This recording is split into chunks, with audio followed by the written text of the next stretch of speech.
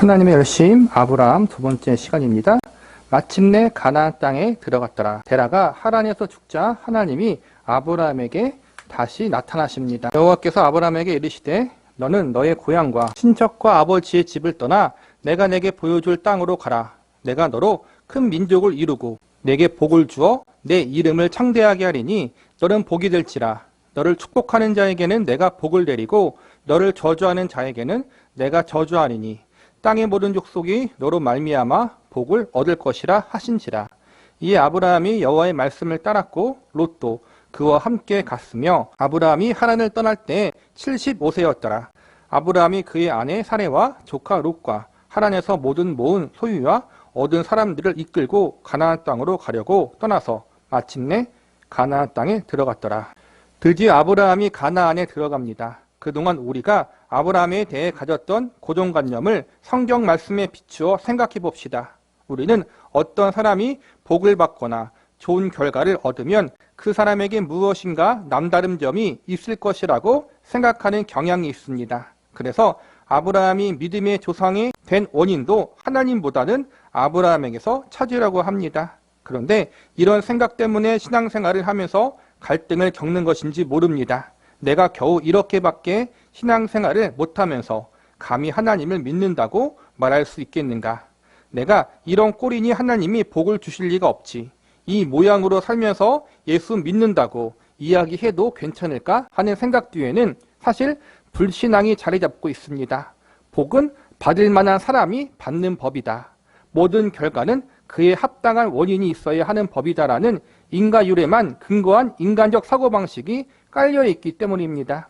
믿음에 대해서도 이런 식으로 생각한다면 이것이야말로 불신앙입니다.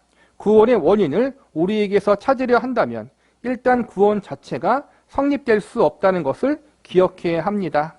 앞서 배운 아브라함의 이야기에서 이제는 박영선 목사님의 시작은 아브라함은 믿음이 없는 사람이었다.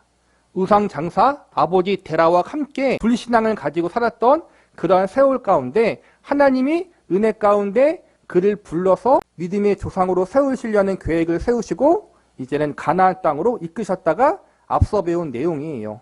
왜 아브라함이 믿음이 없는 것이 중요하냐 하면 우리와 마찬가지라는 거예요. 아브라함이 믿음의 조상이 될 만한 어떠한 조건이 있어서 하나님이 택한 것이 아니라 오히려 우상을 섬기고 불신앙이고 하나님을 알지 못했던 그때 하나님의 오직 은혜를 근거로 하여 아브라함을 택하사 그를 믿음의 조상으로 세우시려고 그렇게 계획하시고 가나안 땅으로 이끄셨다. 앞서 우리가 배웠듯이 스데반 집사의 설교를 통해서 사도행전에 그리고 여호수아의 마지막 이야기를 통해서 아브라함이 데라와 같이 믿음이 없는 사람이었다는 걸 우리가 배웠잖아요. 아브라함이 어떠한 조건에 의해서 믿음의 조상이 되었고 어떠한 조건 때문에 하나님 앞에 의롭다 인정받았다면 우리에게는 희망이 없다는 거예요. 반대로 성경 말씀을 통해서 아브라함이 믿음이 없을 때 하나님의 은혜로 말미암아 택함 받았다면 우리도 동일하게 그렇게 은혜로 택함 받았고 은혜로 믿음의 조상이 아브라함이 된 것처럼 우리도 은혜 가운데 하나님의 여러 가지 섭리와 연단과 훈련의 과정을 통해서 우리도 믿음의 사람이 될 수 있다는 거예요. 그걸 우리가 지금 배우고 있는 거란 말이에요. 구원 얻을 만한 자격이 우리에게 있다고 생각하십니까? 그렇지 않습니다. 우리는 구원받을 만한 조건이 우리에게 있어서가 아니라 하나님이 구원해 주셨기 때문에 신자가 된 것입니다. 아브라함을 이해하는 데에도 동일한 원리를 적용해야 합니다. 아브라함, 그는 믿음의 조상입니다. 여기서 믿음은 하나님의 은혜를 베푸시는 일의 조건으로 사용되지 않았음을 기억해야 합니다. 그런데도 우리는 아브라함은 아브라함이라서 복을 받았겠지 하며 아브라함에게서 원인을 찾아내고 싶어 합니다. 하지만 구원의 조건을 인간에게서 찾으려는 노력이야말로 우리를 얼마나 좌절하게 하는지 모릅니다. 그러면 한없이 좌절하고만 있어야 할까요? 그렇지 않습니다. 구원의 원인을 우리 자신에게서 찾을 수 없다는 사실을 알았으면 빨리 항복해야 합니다. 오히려 이제는 좌절할 수 없습니다. 좌절로 끝나지 않은 인생을 허락받았기 때문입니다. 예수를 믿고 난 다음 가져야 할 신앙 태도는 좌절할 수 없다는 것입니다. 좌절할 바에는 차라리 뻔뻔해지십시오. 뻔뻔해지는 것이 좌절하는 것보다 그나마 좀 나은 것입니다. 좌절하는 것은 신앙이 정말 없는 것입니다. 겸손과 좌절을 혼동하지 마십시오. 믿음에는 결코 절망이 있을 수 없습니다. 구원은 우리가 성취한 것이 아니기 때문입니다. 구원은 우리가 요구하거나 협의해서 얻은 결과가 아닙니다. 나는 예수를 믿는다라는 말은 구원을 얻었기 때문에 비로소 나오는 고백입니다. 구원을 얻은 자만이 자기가 구원 얻었다는 사실을, 나는 예수 믿습니다, 십자가 사건이 바로 나의 구원을 위해 있었음을 믿습니다라고 표현할 수 있습니다. 나는 믿는다라는 고백이 구원을 얻게 하는 것이 아닙니다. 구원 얻으면 그렇게 말할 수밖에 없는 것입니다. 우리는 신앙을 표현할 때 이런 식으로는 잘 말하지 않습니다. 하나님이 저를 구원해 주셔서 저는 구원받았고 제가 믿게 된 것은 구원받았기 때문이라고 말입니다. 물론 이렇게 말해야 맞지만 말이 길어지니 되게 간추려 이야기합니다. 저는 구원 얻었습니다. 제가 예수를 믿었거든요. 하지만 이렇게 표현한다고 해도 믿음을 구원의 조건으로 오해하지 말아야 합니다. 아브라함의 생애를 잘 살펴보면 이 점을 분명하게 확인할 수 있습니다. 하나님이 아브라함에게서 나타나셔서 너는 너의 고향과 친척과 아버지의 집을 떠나 내가 내게 보여줄 땅으로 가라고 하셨을 때 아브라함은 네 알겠습니다라고 믿음으로 순종한 것이 아닙니다. 그는 자신이 본 환상이 무엇인지 몰라 이 집 저 집 찾아다니면서 혹시 이런 꿈을 꾸어보신 적 있습니까? 이럴 때에는 어떻게 해야 합니까? 하며 몹시 당황스러워했을 것입니다. 아브라함은 자기가 본 환상이 무엇인지 아직 깨닫지 못하고 있는데 하나님은 아브라함을 하란까지 밀어내셨고 또 하란에서 가나안까지 밀어내신 것입니다. 아브라함이 이 일을 경험했습니다. 실제로 아브라함은 자기 고향과 친척과 아버지의 집을 떠나 하란에 이르렀고 결국 가나안에 들어갑니다. 아브라함의 믿음을 근거로 하나님이 그를 가나안 땅에 들여보내신 것이 아닙니다. 아브라함과 그의 집안은 유프라데스 강 저편에 거할 때 이방신을 섬기고 있었습니다. 그때 영광의 하나님이 아브라함에게 나타나셔서 고향을 떠나 가나안으로 가라고 하셨습니다. 이 명령에 아브라함은 어리둥절했고 아버지와 함께 하란까지 갑니다. 환상에 등 떠밀려 간 것입니다. 하란에서 아버지 데라가 죽자 다시 등 떠밀려 가나안에 들어갑니다. 하나님이 아브라함을 계속 밀어내어 가나안까지 이르게 한 것입니다. 창세기 12장 5절을 다시 봅시다. 주위에서 보아야 할 단어가 있습니다. 아브라함이 그의 아내 사레와 조카 롯과 하란에서 모은 모든 소유와 얻은 사람들을 이끌고 가나안 땅으로 가려고 떠나서 마침내 가나안 땅에 들어갔더라. 마침내 아브라함은 가나안에 들어갔다고 합니다. 이 마침내라는 단어는 하나님 편에서 본 마침내일까요? 아브라함 편에서 본 마침내일까요? 우리의 고정관념대로 아브라함이 믿음으로 결단하여 고향을 떠난 것이라면 이 마침내는 그가 여러 어려움에도 신앙을 붙들고 순종하여 하나님이 가라고 한 곳에 드디어 다다랐을 것을 강조하는 단어가 될 것입니다. 그러나 아브라함이 믿음으로 떠난 것이 아니라면 이 마침내는 하나님 편에서 본 마침내가 됩니다.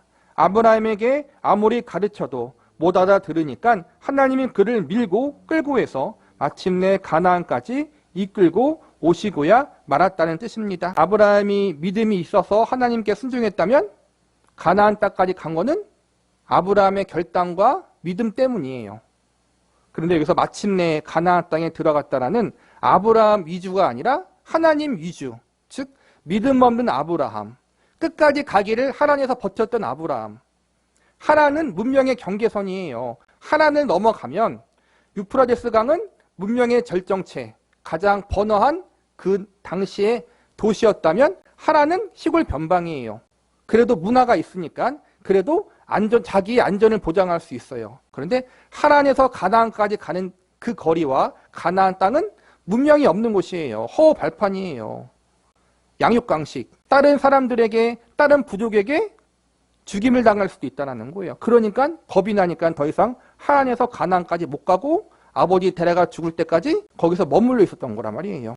즉 아브라함은 믿음이 없었어요. 순종할 믿음이 없었다는 거예요. 유프라데스 강에 있을 때 하나님이 신비하게 환상 중에 또 어떠한 경험을 통해서 음성 중에 아브라함에게 나타나서 너를 복을 주겠다. 그렇게 말씀하셔서 가나안 땅으로 가라고 이끌었어요. 신비적인 체험이 있었던 거예요. 그 신비적인 체험으로 갈 수 있는 곳은 하란까지였어요. 신비적인 체험으로는 목숨 걸고 하나님의 뜻에 순종할 수 없다라는 거예요. 그래서 하나님이 마침내 아브라함을 끌고 당기고 밀고 해서 가나안 땅까지 이끄셨어요. 이게 우리의 구원의 과정과 마찬가지라는 거예요. 신앙생활도 마찬가지고. 저와 여러분이 하나님을 믿게 된 것 뒤돌아보니까 뭐예요? 하나님의 은혜였잖아요. 그렇죠? 분명히 우리 입술에서 저는 죄인입니다. 하나님의 은혜가 있어야 됩니다. 예수님이 내 구세주이십니다라고 고백을 받아내셨어요. 그런데 뒤돌아보면 어때요? 그렇게 고백한 것이 내가 믿음이 있었기 때문이 아니라, 물론 믿음이 있으니까 했겠죠? 하나님 나에게 그 고백을 할 수 있는 믿음을 주셨다는 걸 알고서 모든 구원받은 성도의 고백은 뭐예요? 하나님의 은혜입니다라고 하잖아요. 그걸 이야기하는 거예요. 하나님이 마침내 아브라함을 가나안 땅으로 이끌고 당기고 밀어서 이끄셨던 것처럼 저와 여러분도 그렇게 구원의 은혜를 베푸셔서 지금의 이 자리에까지 이끄신 거란 말이에요. 그래서 지금 이 자리에 앉아 있는 것, 우리가 하나님을 아버지라 부를 수 있는 것, 우리가 기도하면서 예수님을 생각하고 하나님 아버지의 이름을 부르면 감동이 오고 감격이 오고 감사가 오는 것은 누가 그 자리까지 이끄신 거예요? 하나님이 마침내 이끄신 거란 말이에요. 이 마침내가 하나님 편에서 본 마침내라는 주장을 뒷받침해주는 근거가 앞서 살펴본 사도행전 7장 2절에 나옵니다. 우리 조상 아브라함이 하란에 있기 전이라는 표현이 바로 그것입니다. 이 표현으로 미로와 아브라함은 하란에서 상당한 시간을 보냈음을 알 수 있습니다. 하란에서 보낸 시간을 어떤 시기로 지칭하고 있기 때문입니다. 다른 시기와 구분할 수 있을 만큼 상당한 기간이었음을 암시해 주는 것입니다. 만일 아브라함이 믿음으로 출발한 것이라면 그는 하란에서 그렇게 지체할 필요가 없습니다. 믿음으로 출발한 여정이라면 도중에 괜히 머물거릴 이유가 없기 때문입니다. 아브라함은 신앙으로 잘 살아보려고 했는데 불가피하게 하란에 머물게 된 것이 아닙니다. 하란에 머물렀던 일은 그의 신앙을 가로막는 방해물이 아니었던 것입니다. 어쩌면 아직 이때는 아브라함의 신앙을 논할 단계조차 아닐 수 있습니다. 오히려 아브라함은 하나님의 명령에 순종하지 않고 하란에 머물러 있었던 것으로 보입니다. 그래서 하나님이 하란에 머물러 있는 아브라함에게 다시 나타나신 것은 아닌가 하는 생각이 듭니다. 갈대아 우르에서 나타나셨던 하나님이 하란에서 다시 나타나셔서 아브라함에게 거듭 말씀하실 수밖에 없었던 것입니다. 그렇게 다시 나타나 아브라함을 설득하셨습니다. 지금까지의 이야기를 다 듣고 나서 그래서 어쨌단 말인가? 그때 아브라함이 믿음이 있었으면 어떻고 없었으면 어떻단 말인가? 라고 반문한다면 이 주제의 중요성을 아직 깨닫지 못하고 있는 것입니다. 이 주제를 진지하게 생각해 보았으면 합니다. 이 주제를 통해 우리의 신앙의 기초를 무엇에 두고 있는가를 생각해 볼 수 있습니다. 신앙의 모범이라 여기는 아브라함에 대해 우리는 어떤 상을 그리고 있는 것일까요? 신앙으로 무장한 채 가나안을 향해 떠난 아브라함입니까? 아니면 영문도 모른 채 그저 떠밀려 길을 떠난 아브라함입니까? 단언하건대 우리가 모범으로 여기는 아브라함은 불신앙에서 출발한 아브라함이야만 합니다. 그래야 우리가 믿는 이 구원이 은혜인 것입니다. 아브라함은 처음부터 믿음의 사람이 아니었습니다. 그는 우리와 같은 수준에서 출발했지만 마침내 가나안에 들어간 사람입니다. 하나님이 그를 거기까지 인도하시고 강권하셨습니다. 아브라함에게는 좀 미안한 표현이지만 하나님이 아브라함의 목덜미를 끌고 가나안까지 들어가신 셈입니다. 만일 하나님이 점잖게 우리의 손을 붙잡아 끌고 가신다면 아마 소설의 한 장면 같은 일이 벌어졌을 것입니다. 제가 어렸을 적 읽었던 소설 중에 얄개전이라는 명당 소설이 있습니다. 소설가 조은파가 쓴 소설로 당시 청소년들을 열광하게 했던 작품입니다. 이 소설의 주인공 얄개는 미션스쿨에 다니는데 학교에서 늘 말썽을 일으킵니다. 그날도 심하게 장난치다가 교장 선생님 앞에 불려갑니다. 교장 선생님이 얄개의 머리에 손을 얹고 기도합니다. 얄개가 회개하기를 바라면서 말입니다. 하나님, 이 길을 잃은 양을 불쌍히 여기소서. 그런데 그날따라 교장 선생님은 감기에 걸렸는지 연신 손수건을 꺼내 콧물을 닦습니다. 그리고 손수건을 주머니에 넣고 다시 얄개의 머리에 손을 얹고 기도합니다. 이런 행동이 반복되자 무릎 꿇고 고개 숙이고 있던 얄개는 교장 선생님의 손이 손수건을 꺼내려고 얄개의 머리 위에 벗어나는 순간 곁에 있던 둥근 의자를 가져다가 다시 모자를 씌워서 놓고 달아납니다. 만일 하나님이 이 교장 선생님처럼 저를 점잖게 대하여 제 손을 잡고 가셨다면 틀림없이 저는 밤중에 제 손목을 풀어 몰래 도망갔을 것입니다. 다리를 붙잡고 가셨으면 다리를 빼놓고 기어서라도 도망갔을 것입니다. 어떻게 붙잡혀 왔는지 간에 도망갔을 것입니다.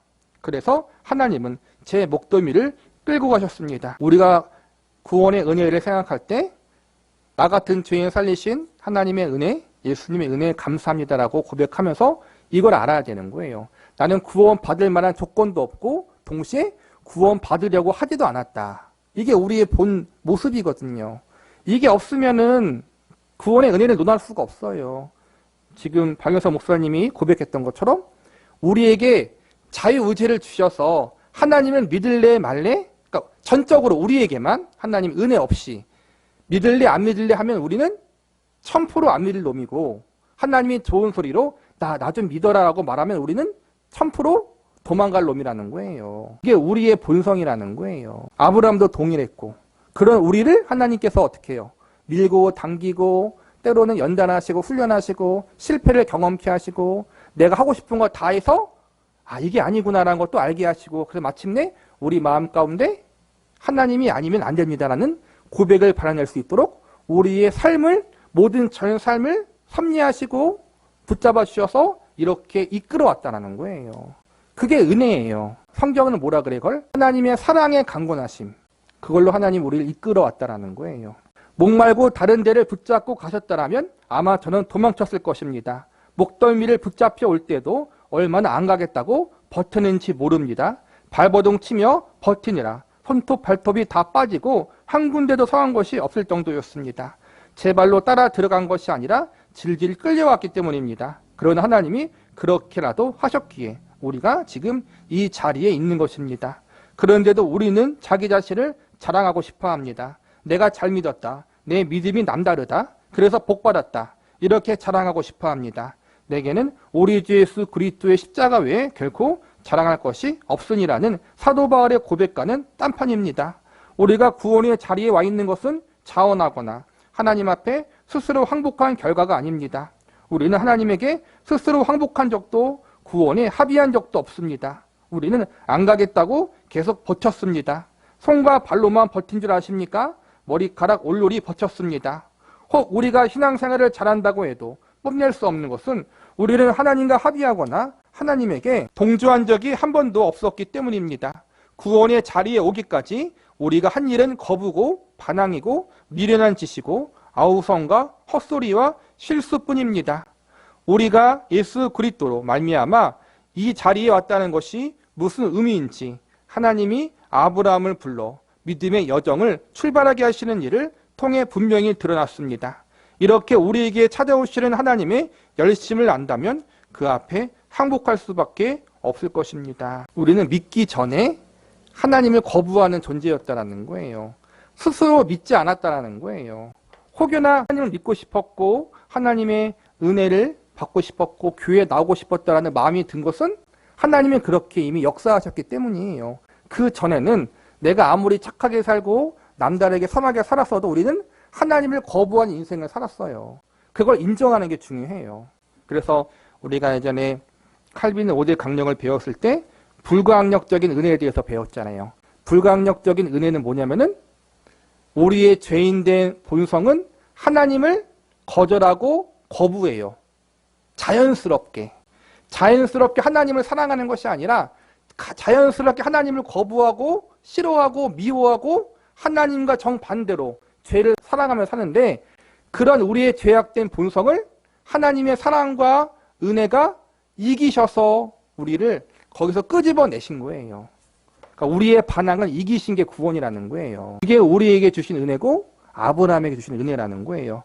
그래서 우리는 결코 자랑할 수 없다. 누굴 자랑하는 거예요? 하나님을 자랑할 수밖에 없다는 거예요. 교만할 수 없다는 게 그 의미예요. 우린 교만할 수가 없어요. 죄인이었고 그냥 죄인이 아니라 하나님을 거부하고 하나님 앞에 아담과 하와와 동일해요. 내가 하나님이었잖아요. 그렇죠? 그런 상태에 있을 때 하나님이 우리를 구원하셨다. 이게 중요해요. 믿음으로 아브라함은 지금껏 설명을 잘 따라왔다면 의문이 하나 남을 것입니다. 앞서 본 히브리서 11장 8절에서는 아브라함이 믿음으로 부르심을 받아 약속의 땅에 나아갔다고 합니다. 왜 히브리서는 하나님을 믿지 않고 살았던 아브라함이 가나안을 향해 길을 떠난 것을 믿음으로 출발한 여정이라고 보았을까요? 여기서 성경이 말하는 중요한 주제인 믿음에 대한 정의를 내려볼 수 있습니다. 믿음으로 아브라함은 부르심을 받았을 때 순종하여 장래의 유업으로 받을 땅에 나아갈새 갈 바를 알지 못하고 나아갔으며, 믿음으로 그가 이방 땅에 있는 것 같아 약속의 땅에 거류하여 동일한 약속을 유업으로 함께 받은 이삭 및 야곱과 더불어 장막에 거하였으니, 믿음이 가장 중요하다는 이야기를 하기 위해서 여기에 믿음이 등장하는 것입니다. 믿음이란 무엇입니까? 자기가 자신에게 주입하여 세뇌하는 것을 믿음이라고 하지 않습니다. 그런데도 우리는 믿음을 이런 의미로 자주 씁니다. 믿습니다, 믿습니다라고 반복하며 톤을 높이고 박자를 맞춰 꽁충꽁충 뛰면 마음에 하나님을 의지하는 강한 신앙심이 생긴다고 착각합니다. 그렇지 않습니다. 이렇게 하면 오히려 자기가 반복하는 말의 뜻조차 생각할 수 없는 몽롱한 상태가 되어버립니다. 이것은 믿음이 아니라 자기 암시로 체면을 거는 것에 불과합니다. 또한 인간이 하나님에게 억지 부리는 것을 믿음이라고 하지 않습니다. 우리는 하나님 이렇게 해주실 줄 믿습니다라고 기도한 후 자기 혼자 결제 도장까지 다 찍어 하나님에게 올려보내고서 좋은 믿음을 가졌다고 착각합니다. 그러나 이것은 믿음이 아닙니다. 그렇다면 믿음이란 무엇입니까? 믿음은 하나님이 우리를 설득하시는 작업, 곧 하나님의 일하심을 가리킵니다. 신자는 누구든지 하나님 앞에 설득당한 사람입니다. 그 과정에서 맨 나중에 설득되는 것이 이해입니다. 하나님은 맨 먼저 우리의 운명부터 설득하시고 다음으로 우리의 인생을 마지막으로 우리의 이해를 설득하십니다. 그러니 우리의 운명이 하나님에게 설득되어 구원을 얻었다는 사실을 잊지 마십시오. 우리가 이해하고 인정하고 공감하기 전에 우리 인생이 하나님의 손에 인도되고 있었다는 사실로 기뻐하십시오. 그것이 아브라함의 생애를 통하여 드러나는 하나님의 일하심입니다. 하나님이 아브라함을 끈질기게 설득하셔서 갈 바를 알지 못하는 아브라함이 가나안을 향해 길을 떠났습니다. 그래서 히브리서는 아브라함이 믿음으로 출발했다고 선언하는 것입니다. 이 말씀들을 우리의 경험과 빗대어 보면 알아요. 우리가 이해해서 하나님을 믿고 온 것이 아니라 믿고 보니 나중에 돌아보니까 하나님이 어떻게 우리를 구원하시고 믿음을 주셨는지 이해하잖아요. 그렇죠? 그거라는 거예요. 하나님은 먼저 우리에게 구원을 시키셔서 하나님의 백성이 되게 하시고 그렇게 신앙생활을 하게 하신 다음 나중에 뒤돌아봤을 때 어떻게 그 구원의 은혜가 나에게 왔는지, 어떻게 하나님이 나에게 은혜를 베푸셨는지, 예수님의 대속의 은혜와 공로가 무엇인지 그거를 하나님이 나에게 이해시키도록 하시잖아요. 그러니까 이해는 나중이라는 거예요. 이해해서 하나님을 따라가는 사람은 많지 않아요. 그러나 반드시 나중에 이해는 와요. 하나님에 대한 이해. 그게 어찌 보면은 하나님의 인격적으로 대하시는 부분인 것 같아요. 우리를 아시잖아요. 그렇죠? 먼저 다 이해시키시고 끌고 가면은 평생 죽어도 못하니까 일단 구원을 시키고 하나님의 자녀로 삼아야 될 거 아니에요. 지옥에 보낼 수는 없잖아요. 일단 살리신 다음에 물에서 불에서 건져내신 다음에 그 다음에 우리에게 알려주시고 이해시켜주시고 설득해주시고 그러한 작업을 아브라함에게도 하셨고 우리에게도 하셨다라는 거예요. 아브라함은 본래 훌륭한 믿음의 사람이었는가? 아니면 하나님이 그를 훌륭하게 만들어 가셨는가 하는 것이 아브라함의 생에서 우리가 추적해야 할 중요한 주제입니다. 우리도 아브라함처럼 인도되어 이 자리에까지 왔습니다. 여기가 어디쯤일까요? 아마 이제 막 가나안에 들어왔을까요? 가나안에 들어온 지 얼마 되지 않아 정신이 하나도 없을 것입니다. 그러나 결국 하나님이 우리를 이삭을 바치는 자리까지 이끌어 가실 것입니다. 그것이 하나님의 인도요, 하나님의 설득입니다. 하나님은 우리를 구원해 주시는 것으로 끝나지 않고 하나님을 더 알아가고 닮아가고 사랑하는 그 믿음의 성숙의 자리에까지 이끌기를 기대하시고 그렇게 저와 여러분을 이끌어 가신다는 거예요. 구원의 은혜가 제일 중요하지만 구원의 은혜로 끝나지 않고 우리가 성화의 은혜까지 주님을 닮아가는 자리에까지 갈 수 있도록 우리를 이끌어 가신다는 거예요. 이게 아브라함의 삶이었고 우리의 삶이었어요.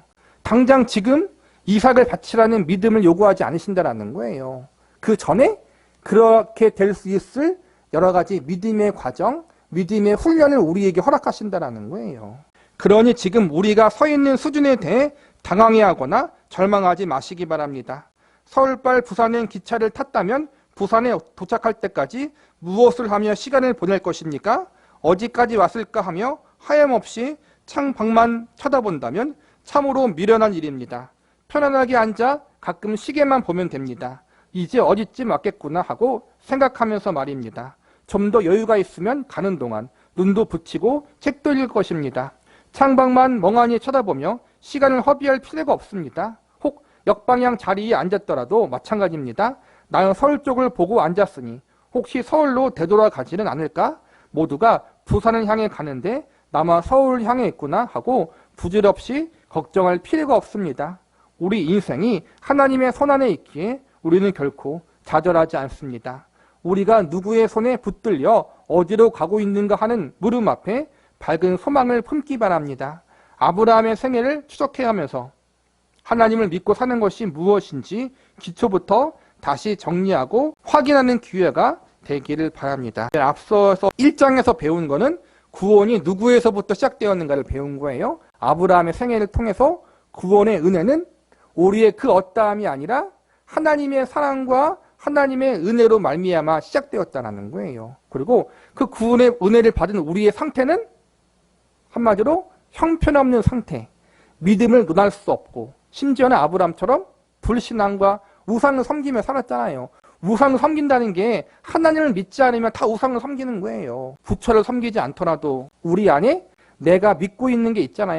우리가 성공을 원했고 물질을 원했고 명예를 원했잖아요. 이 세상에서 잘 먹고 잘 사는 걸 나의 신으로 믿고 살았잖아요. 그게 바알과 아스레아와 마찬가지예요. 그런 우리, 조건 없는, 그러니까 답 없는 우리를 하나님이 사랑으로 그냥 부르신 거예요. 내가 너를 내 백성으로 삼겠다. 그래서 우리를 이 자리에까지 이끌어 오신 거예요. 그래서 구원의 은혜는 하나님이 시작하신 거고, 이 구원의 은혜를 시작하신 하나님이 그 구원의 은혜를 주시기 위해서 하나님이 뭘 희생했어요? 그분의 독생자 외아들 예수님의 생명을 십자가에 주셨잖아요. 그렇기 때문에 하나님이 그 예수님의 생명을 주고 우리를 구원한 하나님이 우리가 아직 죄인 되었을 때 예수님의 생명을 주어 우리를 값주고 샀는데 지금 이 자리 예수님의 생명을 받아 하나님을 믿고 나아가는 이 과정 가운데는 우리가 조금 부족하고 조금 잘못했다고 해서 버리지 않으신다는 거예요.